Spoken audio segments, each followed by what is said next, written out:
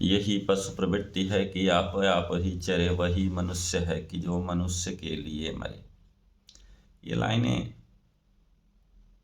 बहुत कुछ सिखाती हैं, क्योंकि जो मनुष्य का जन्म होता है लोगों के कल्याण के लिए, लेकिन लोगों के कल्याण के लिए आपको बहुत सारे त्याग करने होंगे। और आज का समय ऐसा है कि कोई त्याग नहीं करना चाहता है, सब अपने कल्याण में लगे रहते हैं। इसी आधार पे तीन जो गुण बनाए गए हैं, सतोगुण, रजोगुण और तमोगुण, तो सबसे आसान जो है वो तमोगुण है। उसे अडॉप्ट करना सबसे आसान है, क्योंकि वहाँ तमोगुण के द्वारा व्यक्ति, तमोगुण से अभिप्रेरित व्यक्ति केवल अपना ही फायदा देखता है, स्व का भाव रहता है, लेकिन उस अपने फायदे में वो नहीं जानता कि अगले का हम गलत कर रहे हैं। क्षणिक होता है, बहुत त्वरित गति से वो बहुत आगे बढ़ना चाहता है, तो वो गलत रास्ते को पकड़ लेता है। और जब वो गलत रास्ते को पकड़ता है, जैसे मान लीजिए कि किसी व्यक्ति को अमीर बनना है या उसकी कुछ इच्छाएं हैं उस पूरी नहीं हो रही हैं, तो वो व्यक्ति उस गलत रास्ते को पकड़ लेता है, चोरी करता है, डाका डालता है या कुछ और अनैतिक कार्य करता है, जिससे उसकी जो क्षणिक इच्छाएं हैं वो शांत होने की तरफ तो होती हैं, लेकिन उसका अंत बहुत भयानक होता है, परिणाम बहुत दुखद होता है। यही जीवन एक मेला है लोक के कल्याण के लिए, तो कम से कम अगर लोक का कल्याण ना कर सकें तो किसी की हानि भी नहीं करनी चाहिए। तो तमोगुण के प्रभाव में आकर के चोरी कर लेते हैं, डाका डाल लेते हैं, लेकिन अंत तो उसका जो है परिणाम बहुत बुरा होता है।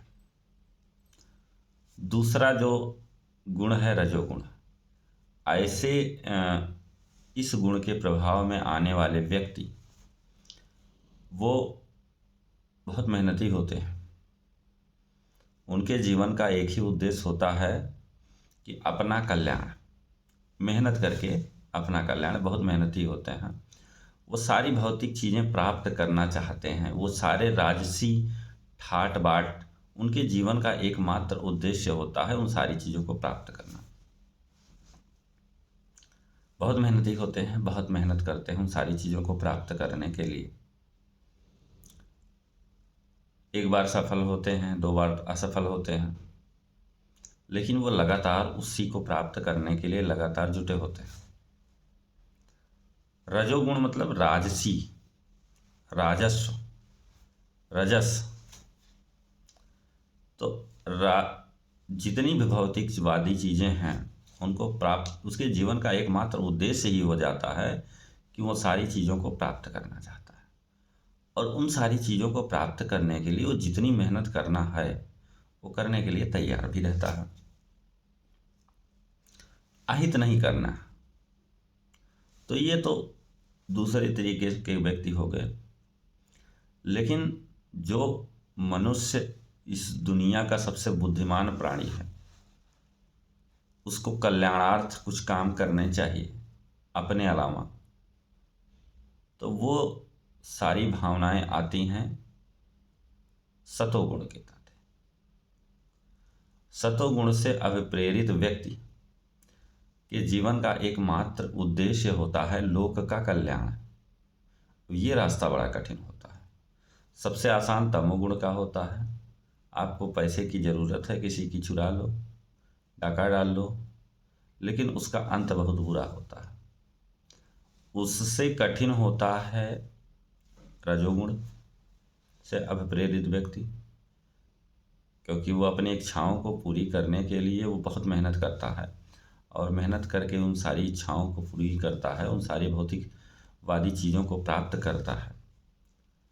और सतोगुण का एकमात्र उद्देश्य होता है लोक का कल्याण। कोई ऐसा कार्य करे व्यक्ति जिससे इस धरा में किसी एक व्यक्ति का भी कल्याण हो जाए। मेरे किए गए कर्म से अगर कोई एक व्यक्ति भी प्रभावित होता है, उसका कल्याण होता है, तो कहीं ना कहीं मेरे जीवन का उद्देश्य पूरा हो जाता है। तो इसीलिए, लेकिन ये रास्ता बहुत कठिन होता है, क्योंकि इसमें आप अपने लिए कुछ नहीं करते हैं। आप तमाम भौतिक चीज़ों से वंचित भी हो जाते हैं। आप मनुष्यता के कल्याण के लिए, लोगों के कल्याण के लिए आपका पूरा जीवन जो है समर्पित होता है। लेकिन यहाँ जो फल मिलेगा वो बहुत ही संतुष्टिदायक होगा और अंत में आपको जो है बहुत ही अच्छा अनुभव होगा और आपको मोक्ष की प्राप्ति होगी। मोक्ष का मतलब, मेरा अपना विचार है मोक्ष के संदर्भ में, कि अगर आप किसी का हित आपके द्वारा होता है, सपोज करिए कोई भूखा है और आपने उसको भोजन करा दिया, तो आपके अंदर जो आंतरिक असंतुष्टि होती है वही मोक्ष है। तो मेरे द्वारा किए गए जो भी कर्म हैं, अगर उसके द्वारा किसी को कोई लाभ होता है, किसी की जीविका बनती है, या किसी का कुछ भी लाभ हो जाता है मेरे बताए हुए रास्ते से या मेरे कुछ भी करने से, तो वो समझ लीजिए मेरे लिए मोक्ष के समान होता है। तो ये तीनों गुण हैं, सतोगुण, तमोगुण और रजोगुण। इन गुणों के वशीभूत होकर व्यक्ति अपने अपने लिए काम चुनता है, और जैसा व्यक्ति काम चुनता है वैसा उसको फल मिलता है, वैसा वो लाभ मिलता है। अगर आप तमोगुण से आप प्रेरित होकर के काम चुनते हैं तो आपका जो क्लाइमैक्स होगा वो अच्छा नहीं होगा। रजोगुण से अभिप्रेरित होकर के काम करते हैं तो आपके जीवन का उद्देश्य ही हो जाता है भौतिक चीज़ों की प्राप्ति, तो आपको सारी भौतिक चीज़ों की प्राप्ति हो जाती है। लेकिन अगर आप सतोगुण से अभिप्रेरित होकर काम करते हैं तो आपको भौतिक चीज़ों की प्राप्ति के साथ साथ जगत के कल्याण की भी जो है चीज़ें देखने को मिलती हैं, और आपकी एक सराउंडिंग बन जाती है। आप जहाँ खड़े होते हैं वहाँ आप अकेले नहीं होते, आप कभी अकेले नहीं होते हैं। इसीलिए कहा गया है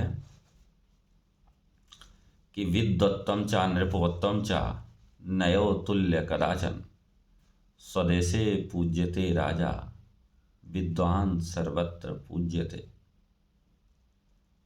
मतलब अगर आप राजा हैं तो आपकी पूजा आपके क्षेत्र में ही होगी, लेकिन आप अगर विद्वान हैं, जगत के कल्याण के लिए आप काम कर रहे हैं, तो आप जंगल में भी अकेले नहीं रहेंगे। आप जहाँ पहुँचेंगे आपके कर्म से आपका वो समाज बन जाएगा, आपकी सराउंडिंग बन जाएगी। आप लोगों के भलाई के लिए काम करेंगे, उल्टे आपकी भलाई होने लगेंगी। पहले के ज़माने में मेहंदी लगती थी, अब तो खैर सारी चीज़ें वो हो गई हैं, रेडीमेड आने लगी हैं। पहले के ज़माने में जब मेहंदी लगती थी तो जिस लड़की को मेहंदी लगाना होता था उसकी सहेलियां मेहंदी तोड़ के लाती थी और उसको सिल पे पीसती थी। जो लड़की मेहंदी तोड़ के लाई है और सिल पे पीस रही है वो किसके लिए लाई है? अपनी सहेली के लिए, या दूसरे के कल्याण के लिए, या दूसरे के लिए। लेकिन वो काम वो दूसरे के लिए करने के लिए लाई है, लेकिन सबसे पहले मेहंदी किसके हाथों में रचती थी? जो तोड़ के ला करके उसको पीसती थी सिल पे। तो वही बातें हैं कि जब हम किसी के कल्याण के लिए, किसी की भलाई के लिए कोई काम हम करते हैं तो वो काम हमारा पीछा नहीं छोड़ता है। अगले की भलाई होने से पहले हमारी भलाई हो जाती है। लेकिन अगर कोई कार्य हम किसी की बुराई के लिए करते हैं तो वो काम हमारी बुराई पहले हो जाती है। विज्ञान ने भी ऐसी बातें बताई हैं। न्यूटन ने अपने नियम में बताया है कि प्रत्येक क्रिया के बराबर विपरीत प्रतिक्रिया होती है। जितनी तेजी से बंदूक की गोली आगे जाती है उतनी तेजी से ही बंदूक पीछे को झटका देती है। उसी तरह से आपके कर्म होते हैं। जितनी तेजी से आपके अच्छे कर्म प्रसारित होते हैं उतनी तेजी से आप की जो है आपका ऑरा बनता जाता है और वो ऑरा आपको भविष्य में जीवन में आपको लाभ देता है। तो ये हुए हमारे जीवन के 3 गुण। अब डिपेंड करता है कि आपको या हमें किन गुणों की तरफ अपना रास्ता बनाना चाहिए। क्योंकि अमूमन सबसे ज़्यादा जो आसान रास्ते होते हैं उसी पे लोग चलना चाहते हैं और त्वरित लाभ की प्राप्ति हेतु हम तमोगुण को अपना लेते हैं। लेकिन ये भूल जाते हैं कि वो त्वरित लाभ तो आपका हो रहा है, लेकिन उस लाभ के पीछे किसी की हानि भी हो रही है। और वो हानि अगर उसकी होती है तो उसके शरीर से, उसकी आत्मा से आह निकलती है, जो आह भविष्य में आपको नुकसान पहुंचाती है। तो ऐसा नहीं करना चाहिए। व्यक्ति को जीवन में सतत सत्कर्म की तरफ बढ़ना चाहिए। वही जो है भविष्य के लिए अच्छा है। तो आज के लिए इतना ही मित्रों। दिमाग में चीज़ें कौंध रही थी, हमें लगा शेयर करना चाहिए, तो मैंने आप लोगों से शेयर किया। आप लोगों को ये सारी चीज़ें अच्छी लग रही हैं या अच्छी लगी हों तो आप लोगों को भी ये सारी चीज़ें शेयर करना चाहिए। क्योंकि किसी की कही हुई बात कब किसके दिमाग पर असर डाल देती है ये पता नहीं होता है। तो हमेशा आप अच्छी चीज़ों को जितनी ज़्यादा से ज़्यादा शेयर करें, अच्छी चीज़ों को जितने ज़्यादा से ज़्यादा आप फैलाएंगे, जीवन में अच्छाई बढ़ती जाएगी। ठीक है, तो नमस्कार।